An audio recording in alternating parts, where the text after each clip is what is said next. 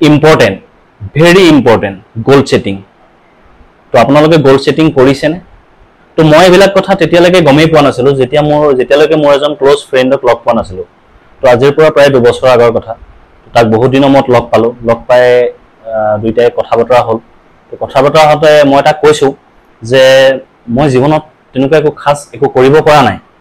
তো এনেকুৱা নহয় যে মই হাৰ্ডৱৰ্ক নকৰোঁ, হাৰ্ডৱৰ্ক কৰোঁ, তো পঢ়া শুনাও কৰোঁ, তো যথেষ্ট কষ্ট কৰোঁ, তথাপিতো কিন্তু জীৱনত তেনেকুৱাকৈ আগবাঢ়িব পৰা নাই। তো ইয়াৰ কাৰণটো কি? তো মই তাক যেতিয়া সুধিলোঁ, সি মোক কৈছে তো let me see your list of goal. তো মই বোলো মোৰ তাততো নাই লিষ্ট অফ গ'ল। তাৰপিছত ক'লে বোলে ঘৰত আছে চাগে। মই বোলো নাই, ঘৰতো নাই। তাৰ বোলে তো গাড়ীত আছে চাগে। মই বোলো নাই, গাড়ীতো নাই। কৈছে মোবাইলত, ড্ৰাইভত। মই বোলো নাই, মই বনোৱাই নাই লিষ্ট অফ গ'ল।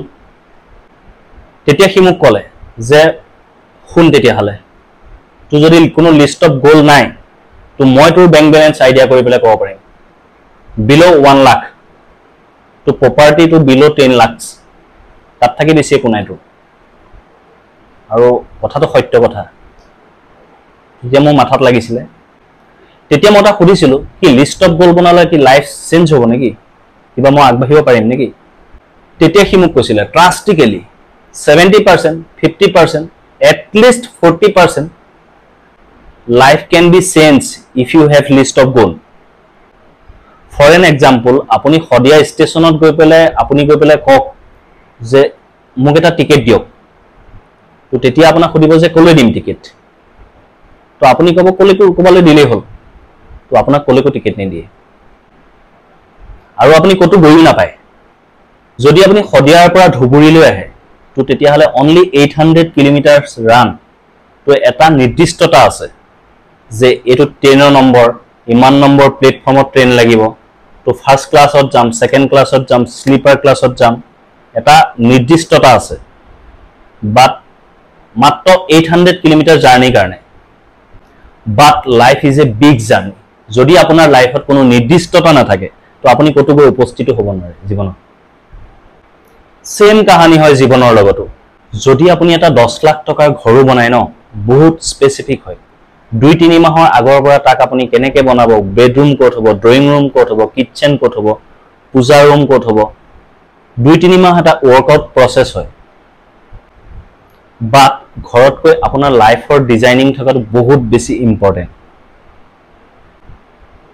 সেইকাৰণে 90% মানুহৰ জীৱনৰ যিটো ঘৰ, জীৱন নামৰ যিটো ঘৰ, তেৰাতেৰি হয় 90%।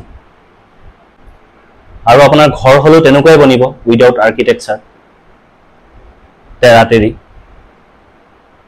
ঘৰটোৰ কাৰণে যে ইমান কষ্ট কৰে, ইমান কষ্ট কৰিব, ক'ত কি হ'ব, কি বস্তু কেনেকৈ ৰাখিব। বাট লাইফ ইজ মোৰ ইম্পৰ্টেণ্ট দ্য হাউচ।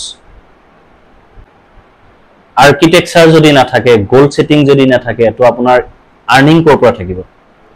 মোক যিজন বন্ধুৱে বুজাইছিল ন, সি ধুনীয়াকৈ এটা এটাকৈ বুজাই গৈ আছে, আৰু মই তাৰ ওচৰত বহি ষ্টুডেণ্টৰ নিচিনা শুনি গৈ আছোঁ, শিকি গৈ আছোঁ, লিখি গৈ আছোঁ। তো তেতিয়াৰ পৰাই কিন্তু মোৰ জীৱনত আপোনাৰ ফাইনেন্সিয়েলি হওক বা যিকোনো দিশত সামাজিকভাৱেই হওক, মোৰ যথেষ্টখিনি ইম্প্ৰুভ হৈছে বা মই ইম্প্ৰুভ কৰিব পাৰিছোঁ নিজকে।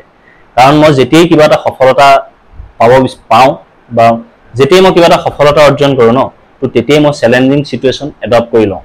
তেতিয়াই মই মনত পেলাওঁ মোক কোনটো মানুহে কি কথা কৈছিলে, তাক মই মুখেৰে একো উত্তৰ নিদিওঁ, বছ মনত পুহি ৰাখোঁ। ময়ো এজন বহুত দুখীয়া ঘৰৰ ল'ৰা আছিলোঁ। ময়ো বহুত ল' ক্লাছ কাম কৰিছোঁ, বহুত তলৰ কাম কৰিছোঁ। কিন্তু কথাটো হৈছে, কাম কৰি মই জীৱন নিৰ্বাহ কৰি আছিলোঁ, যদি পঢ়া শুনা কৰি যদি আছিলোঁ, কিন্তু মোৰ ব্ৰেইনে কেতিয়াও সহ্য কৰিব পৰা নাছিলে যে মই এনেকৈ জীয়াই থাকিম বুলি। আৰু আপোনাৰ গীতাতো শ্ৰীকৃষ্ণই কৈছে যে প্ৰত্যেক মানুহৰ জীৱনৰ এটা উদ্দেশ্য থাকিব লাগে। প্ৰত্যেক মানুহৰ জীৱনৰ এটা উদ্দেশ্য থাকে। যদি উদ্দেশ্য নাথাকে, তেতিয়াহ'লে সেইটো জীৱনেই কেনেকৈ হ'ল? সেইটো কি জীৱন হ'ল? বছ খাই আছে, বছ জীয়াই আছে। ঠিক তেনেদৰে মানুহৰ জীৱনটো এখন ফিল্ডৰ দৰে, উইদাউট এ গ'ল পোষ্ট। যদি আপুনি গ'ল পোষ্ট নাৰাখে, তেতিয়াহ'লে আপুনি সফলতা অৰ্জন কৰিব কেনেকৈ? বছ খেলি আছে জীৱনটোত, বছ খেলি আছে। গ'ল ক'ত কৰিব আপুনি? বছ সময় গৈ আছে, 20 বছৰ, 30 বছৰ, 40 বছৰ, তেনেদৰে পাৰ হৈ গৈ আছে। কিন্তু এটা কথা, যিখিনি সময় পাৰ হৈ গৈছে সেইখিনি আপুনি ঘূৰাই আনা আপোনাৰ হাতত নাই, কিন্তু যিখিনি সময় বাকী আছে সেইখিনি আপুনি বেটাৰ কৰাটো আপোনাৰ হাতত। এতিয়া আপুনি নিজেই সিদ্ধান্ত ল'ব, আপুনি সময়খিনি বেটাৰ কৰিব নাই আপুনি তেনেধৰণে জীৱন নিৰ্বাহ কৰিব।